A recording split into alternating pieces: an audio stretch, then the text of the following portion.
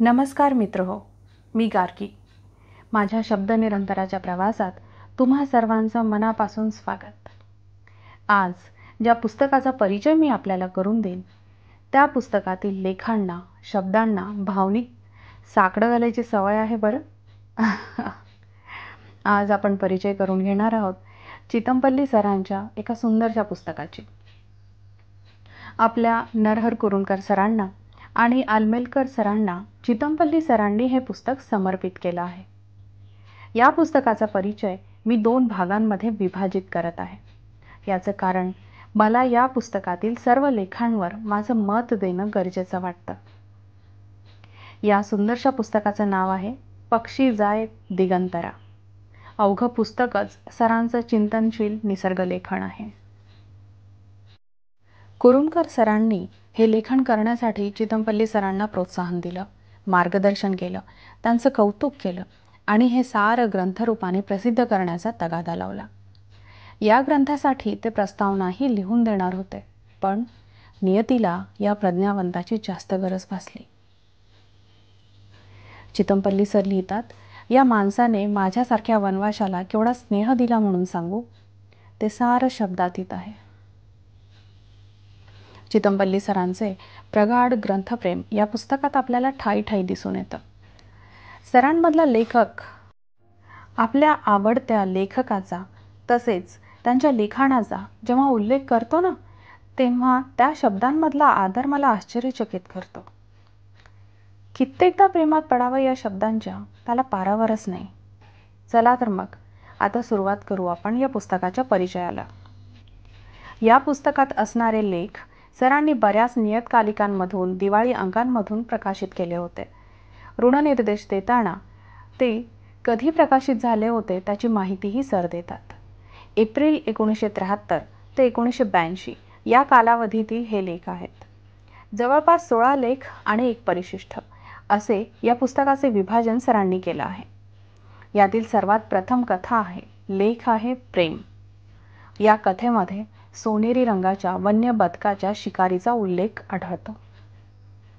कथानायक आपल्या मित्राकडे हेमंत ऋतूच्या अखेरीस पोहोचतो, कुलू खोऱ्यातील वन्य बदकांची शिकार करण्यासाठी.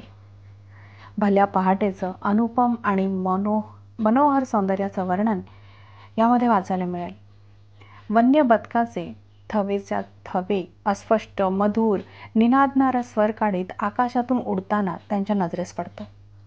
त्यातली एक बदकाची मादी नायकाच्या बंदुकीतील गोळीने विद्ध होऊन खाली पडते. नायक त्या मादीला आपल्या हातात उचलून घेतो.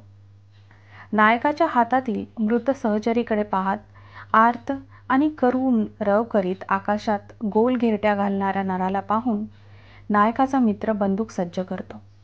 तो म्हणतो, तू मादीला विंधला आहेस ना, आता हा नर तिला सोडून कुठेही जाणार नाही. या वाक्याने आणि त्या नर सहचार्याच्या अतिशय करुण आर्त आवाजाने नायक विचलित होतो, व्यथित होतो. आपल्या जीवाची तमा न बाळगता तो नर आपल्या सहचरीजवळ येतो आणि नायकाचा मित्र गोळी झाडतो. या शिकारीमुळे नायकाच्या मनात आत काहीतरी हलतं, कारण आता शिकार करायची ती फक्त आणि फक्त दुर्बिणीने आणि कॅमेराने, बंदुकीने नाही, असा मनोमन निश्चय नायक करतो आणि तो तिथून निघतो.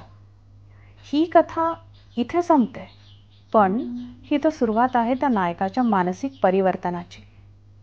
या कथेतून तुम्ही निष्कर्ष तेव्हाच काढू शकाल जेव्हा ती तुम्ही स्वतःच्या डोळ्याने वाचाल आणि मनाने ती अनुभवाल. यानंतरची कथा आहे इहामृग. ही कथा आहे सावित्रीवर प्रेम करणाऱ्या करुणाकराची कथा. आपल्या प्रेमाची प्रत्यक्ष कल्पना पक्ष्यांच्या रूपकात मांडताना करुणाकराच्या मनाचं चित्रण, खरं तर हे त्याचं मनोगत. या कथेमध्ये सावित्रीचा विसर पडावा म्हणून लीळावंतीच्या अभ्यासाला त्याने सुरुवात केली होती. या कथेमध्ये असणारा निसर्ग फार वेगळा भासतो. करुणाकराच्या मनातल्या संवेदना लिहून तो निसर्ग पक्ष्यांच्या लवाजम्यासह आपल्या मनामध्येही उभा ठाकतो. या पुढची कथा आहे पक्षी जाय दिगंतरा, अग्रणी कथा. पुस्तकाचं हेच नाव आहे. गंगाचिल्ली पक्षाच्या कुटुंबाची ही कथा आहे. पिल्लं मोठी झाली की त्यांनी स्वावलंबी होणं अपेक्षित, त्यांचं उडणं तर गृहीतच धरलेलं. या कुटुंबातील एक पिल्लू मात्र हे धाडस करत नव्हतं. इतर भावंड मात्र उडायला लागले, छान शिकार करायला लागले, आईबाबांकडून छान छान कौतुकही करून घ्यायला लागले. पण हे पिल्लू मात्र पुढे जायला धजतच नव्हतं. त्याच्या आईचा जीव खालीवर व्हायचा त्याला पाहून. भुकेने व्याकुळ झालं होतं पिल्लू. आईच्या हातात मासळी होती, पण ती हातात धरून तिने तिचा पिल्लासाठी आमिषासारखा उपयोग करायला सुरुवात केली. पिल्लाला फार आश्चर्य वाटलं. आपली आई आपल्याला भरवत का बरं नाही, असा प्रश्न त्याला पडला. त्याच विचारात तो आईकडे आणि तिच्या हातातील मासळीकडे झेपावला. खाली पडताना ते पिल्लू गर्भगळीत झालं होतं. त्याला कशाचाच आवाज ऐकू येईनासा झाला. क्षणभर ही स्थिती अनुभवल्यावर त्याला जाणवलं की अरे, आपले पंख आपोआप पसरले गेलेत. पिसं, मुलायम पिसं तर चक्क हवेत भुरभुरत होती त्याची. अतिशय नेमके शब्द आणि सुंदरशी कथा आहे.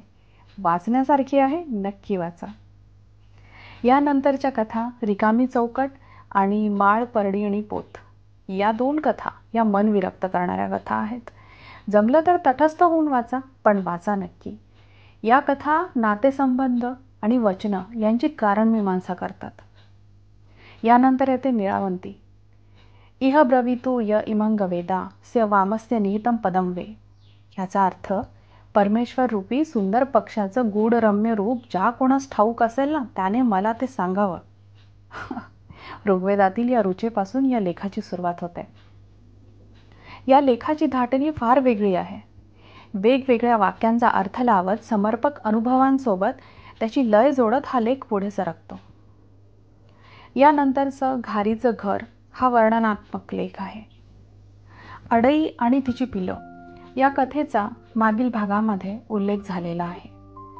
रानटी बदक जसं पाळीव बदकांहून अधिक चपळ आणि सुंदर असतं, त्याचप्रमाणे रानबदका इतका रानवट विचारच दव पडत असतानाही आपले पंख पसरून कुंपणाच्या वरती उडतो, असे थोरो म्हणतो.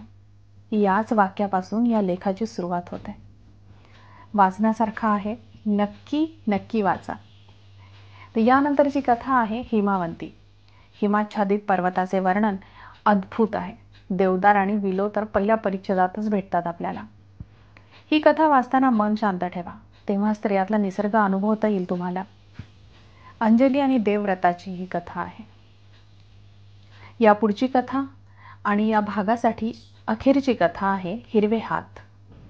चितमपल्ली सरांच्या व्यक्तिमत्वाच्या जडणघडणीमध्ये या हिरव्या हातांचं फार मोठं योगदान. या पुस्तकातील ही माझी आवडती कथा. ही कथा वाचल्यानंतर पुलंनी चितमपल्ली सरांना पत्र लिहिलं होतं. यातून तुम्हाला लक्षात येईल या कथेची उंची काय असावी. या कथेविषयी पुलं लिहितात, प्रिय मारुतराव.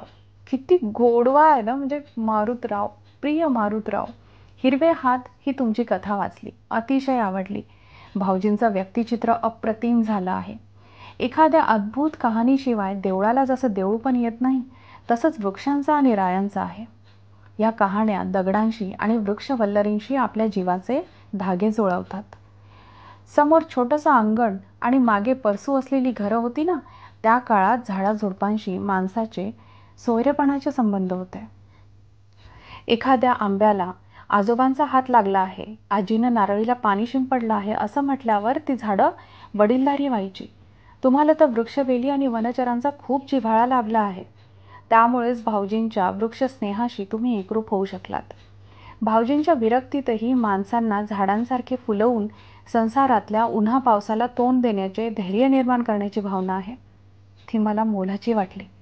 आयुष्यात पोटा पाण्यासाठी करावा लागणारा व्यवसाय आनंदाचे धन करणारा लाभावा, हा तुमच्या कुंडलीतला खरा भाग्ययोग म्हणायला हवा.